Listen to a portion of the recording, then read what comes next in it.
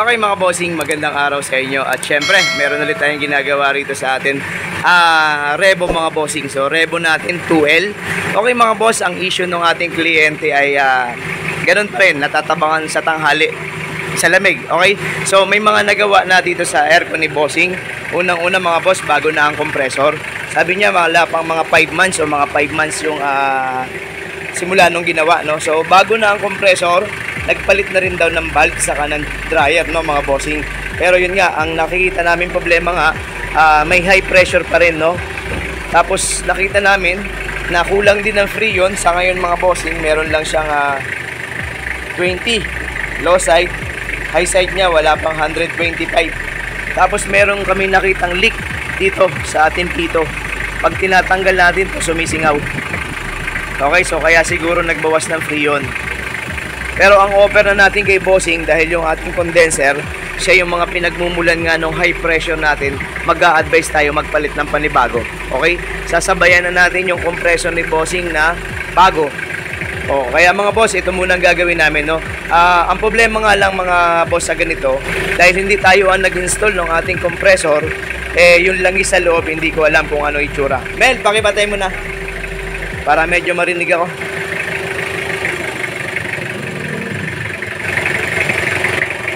Okay, so yun nga mga boss, no? Yun lang sa loob, pagka kasi makina. Pagka kasi mga brand new ng mga ganito mga bossing, hindi naman to legit talaga na original, so mga replacement lang din. So yung mga langis niyan, kung makikita nyo yung mga video natin, pinapalitan natin yan ng panibagong langis. So ngayon, hindi ko alam kung anong meron langis dyan, setup ng expansion valve niya. So hindi muna natin siya gagalawin dahil nga medyo gastos, kasi yun nga, bago rin daw naman yun. So hindi ko alam kung anong mga nakakabit na valve, kung talaga matitino o hindi. Pero para hindi muna magastosan yung kliyente natin, hindi muna natin sila gagalawin. At yung condenser lang, dahil nga luma na, so may mga UP na rin yan, dito muna kami tatarget kay condenser. Okay? So yun muna ang plano namin dito. Tapos uobserbahan namin mamaya pagka nagkaroon na kami ng magandang load ng freon o tamang load ng freon, makikita natin kung may high pressure pang lalabas, no? Kasi sa ngayon mga bossing, wala. Kasi bakit kulang ng freon, no? Hindi naman black oil. Wala naman. Okay, so hindi naman black oil to. Isa yon sa mga gagawin muna namin, itong condenser. At may request si bossing na yung kanya daw evaporator ay yung pinakang blower sa likod ay may tumutunog. So isasabay na natin ibaba para ma-check natin yung pinakang bushing sa loob at saka yung shafting kung may damage. At kung wala, lilinisan lang natin dahil ang nangyayari sa kanya mga bossing, natutuyo yung grasa o yung langis na nando sa ating bushing, kaya umiingit siya pagka matulin ng ikot, no? So yun muna mga gagawin natin sa ating Revo. At syempre, shoutout sa kanila kay Boss Jojo. Andito si Boss Jojo. Shoutout boss, saka nandito yung kanyang pamilya. Hey ma'am, ayun baby nila. Ayun mga boss, yun muna ang gagawin natin dito sa ating Revo na dumating, no? So check natin kung ano yung magagawang mas maganda. So kailangan kasi maobserbahan ng mas maayos para makita natin yung mga pwede nating isunod. Pero madali lang to mga boss, madali lang ayusin ang aircon natin. Basta magawa natin ng tama at makuha natin kung ano yung magandang reading, no? Kasi pag hindi natin nagawa yun, wag tayong aasa na makakuha tayo ng mas magandang lamig. Okay, ayun lang, abangan nyo mga boss kung ano yung makukuha namin dito pag nakapagpalit kami ng panibagong condenser. Okay?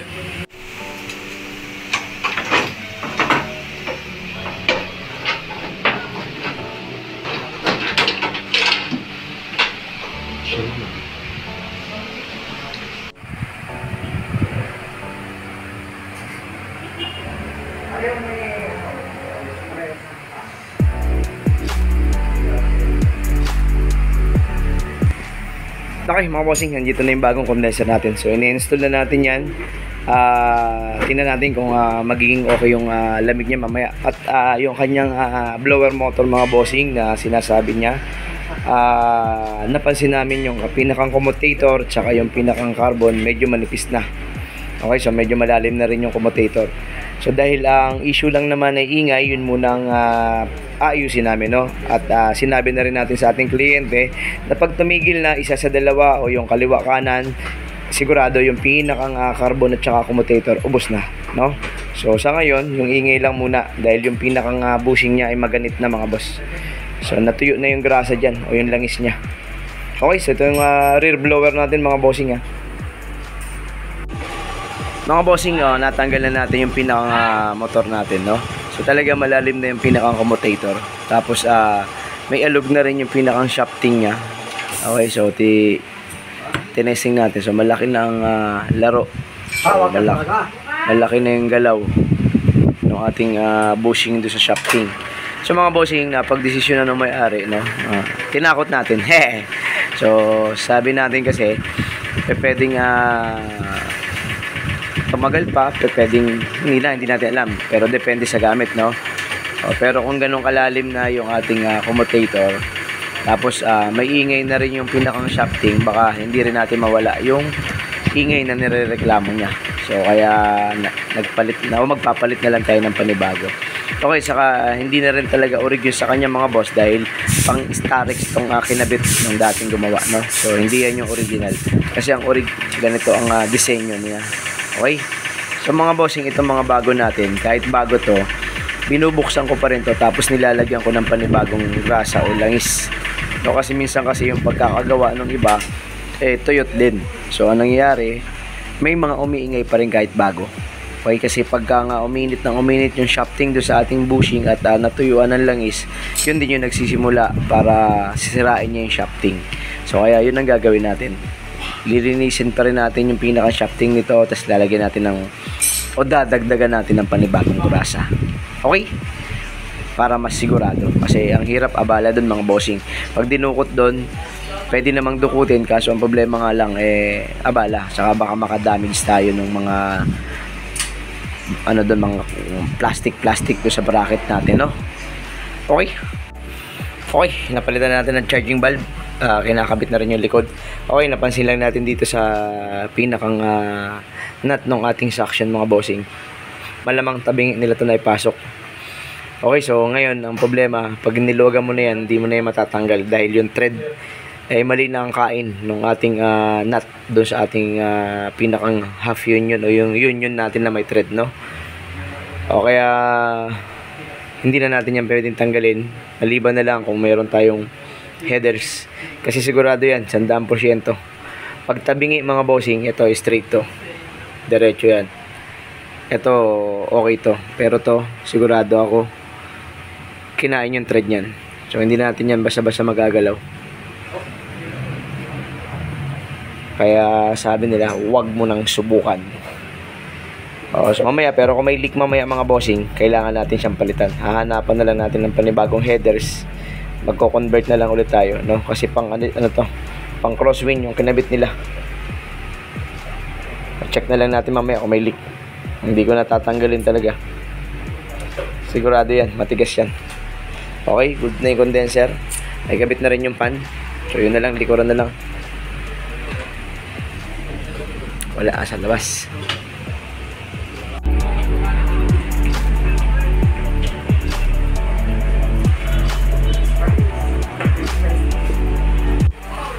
Okay mga bossing, nagkaroon ng konting error sa likuran, no? Baliktad yung kabit ng ating okay, kanina tasting, so tama naman kanina, pero nung nakasalpak na, baliktad pala yung korte ng blade natin mga bossing. So tingnan nyo rin, ano, kahit kabisado mo na, kahit sanay ka na minsan mga bossing, pag medyo wala sa focus, medyo sumasablay din, no? So kaya dapat bago ikabit, talagang double check. So nagkaroon kami ng konting error doon, so sayang yung oras, yun lang naman.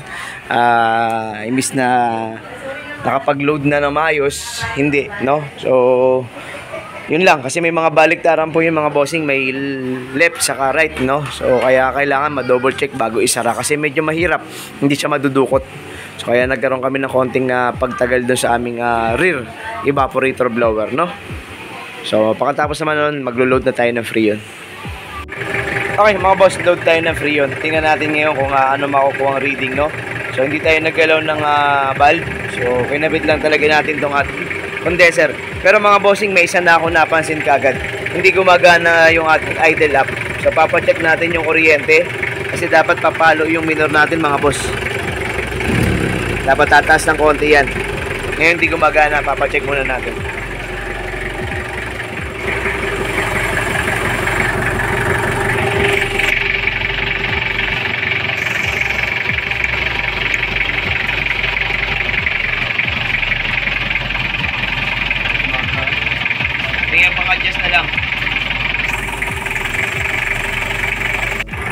Okay, may kuryente naman mga bossing. Gumagana pero hindi siya tumataas na maganda. Adjust lang natin konti.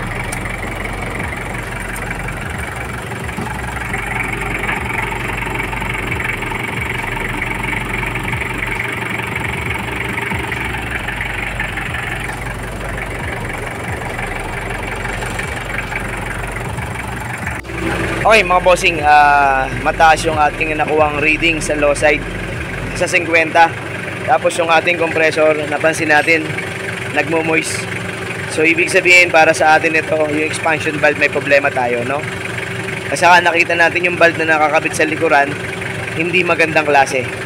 Okay, so kaya sabi ko sa ating kliyente, kung gusto niya madagdagan pa yung lamig, kailangan naming mapapaba yung reading ng mga 45 to 40. Pati yung lamig sa loob kasi mga bossing nasa 12 lang. Ingay sa labas. Okay, so ang panahon natin mga boss hindi na ganun kainit kasi walang araw ngayon, tumakip ang ulap natin. Pero yung nakuha ang lamig mga bossing, yan lang yung lamig na nakuha. So ibig sabihin kulang yung response ng lamig na nakuha natin dito sa ating rebo. Okay, bakit? Yun nga yung sinasabi natin, yung setting ng valve wala sa maganda. Hindi porke mataas ang reading ng low side ay mahina ang pump ng compressor. Okay, nangyayari yung minsan pagka yung expansion valve natin wala sa tamang setting.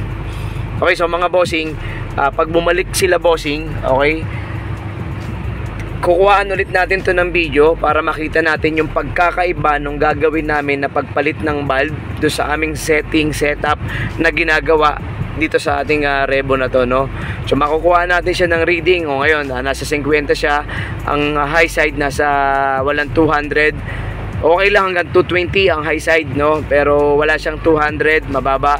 So kasi pag walang magandang suction, pati discharge mga bossing may problema rin syempre. Okay, so kukuhaan natin ng panibagong video pagka bumalik sila at para pakita natin sa inyo na pagka nagpalit ako ng nasa tamang setting na valve o magandang control na pyesa na valve, syempre mapapababa natin yan, no? Kasi ang lamig ng tubo doon sa labas mga bossing, pero pagpasok dito sa loob hindi maganda, kulang. Kasi hindi mapalamig na maganda ng valve yung ating evaporator, no? So hindi niya masyado makontrol yung freon na pumapasok doon. Okay, yun lang muna sa ngayon mga bossing kasi wala akong medyo late na rin. Tsaka yun na nga, dagdag gastos kasi talaga, no? O kagaya ng blower motor mga bossing, dapat ingay lang ang gagawin namin doon, no? So nung nabuksan, ganun nakasama yung kain ng kanyang commutator tsaka yung carbon. So bibigay din yon, gastos na naman. Pero ang maganda sana talaga mga bossing, isang sabay-sabay na trabaho na lang. Kaso hindi nga natin nagagawa yon dahil pag minsan wala naman talaga tayong nakalaan para sa kanya or para sa mga ganun trabaho. Kaya nga sabi ko kay bossing, sige, check nyo dahil nagpalit tayo ng condenser, kung nag-improve naman at okay naman sa inyo, hindi naman kayo pinapawisan or talagang kampante naman kayo, hindi nyo kailangan gastusan. Pero doon pa lang sa reading mga bossing sa nakuhang lamig, para sa akin, pupunuin mo ng pasahero to, balagay ko wala. Itong lamig na nararamdaman ko ngayon malamig pero kulang. Kasi ang layo doon sa mga hinahabol natin laging lamig. Ako hanggat maaari sana makababa ako ng G's o mababa sa G's, no? Okay, yun lang mga boss. Abangan natin ulit sa sunod, no? Pero wala akong nagawa na mas maganda ngayon. Totoo lang kasi hindi natin napababa ng maayos yung lamig at reading.